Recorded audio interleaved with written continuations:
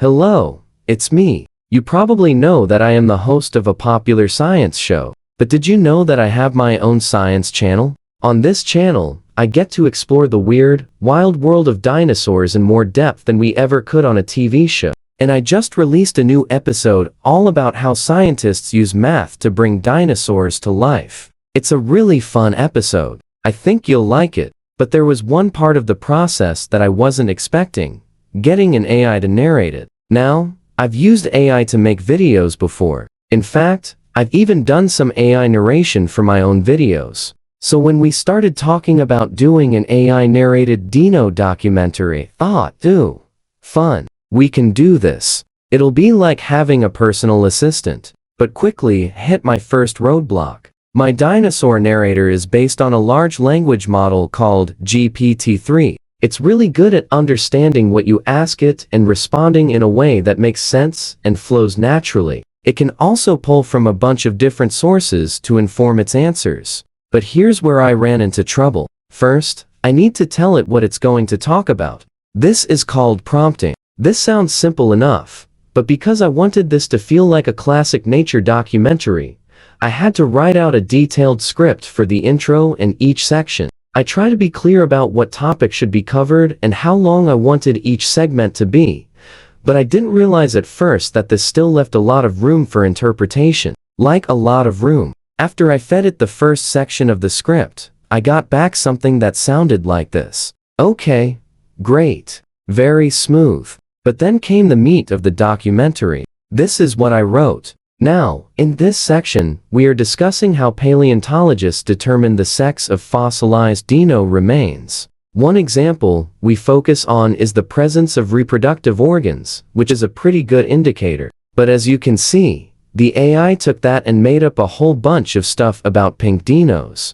I mean, this reads like a children's story, a nature documentary. And while adorable, it's definitely not accurate. So I went back to the drawing board with some revisions. This time, I was more explicit about the tone and style I wanted, threw in some keywords and added some extra instructions, specifically asking it not to make anything up. And I got this, which was much better. Finally, something that sounds closer to what I was looking for. But there were still a few issues. For instance, there were parts where it kind of repeated itself a bit too much or didn't quite flow right. And so I ended up editing the output, tweaking the phrasing and combining some sentences. It was a lot of work. Now, don't get me wrong, this was still a massive time saver, and I'm really glad I did it. But I think I had this sort of misguided notion in my head that I could just write out a script and then set it and forget it. Not the case. If you want an AI to do a good job,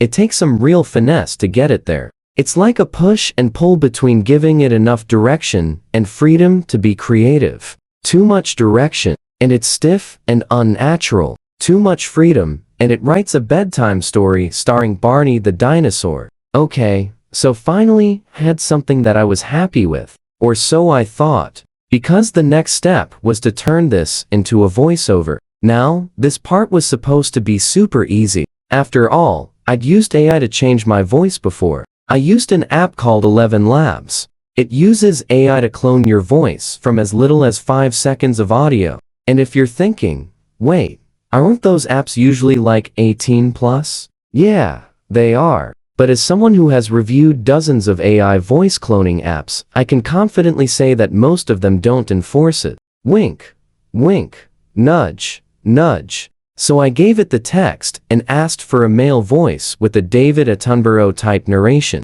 And this is what I got back. Huh? What? I could barely understand what it had generated. It was choppy and robotic, and nothing like David Attenborough. But this was weird, because I'd used this app before with that same exact voice selection and gotten a pretty good imitation of his voice. So I dug into the settings and noticed that now I had to specify that I wanted a realistic voice. Apparently, they changed their algorithm and it was worse. I experimented with a few other voices, none of which were any good. So I ended up just using the original text-to-text voice and calling it a day. And that brings me to another major issue. All these AI tools are trained on data sets of existing material. So the outputs are only ever so slightly AI generated. They're more like remixes of stuff that's already out there. So while the voice might sound somewhat natural, it's a collage of bits and pieces of other people's voices. And that raises some ethical questions.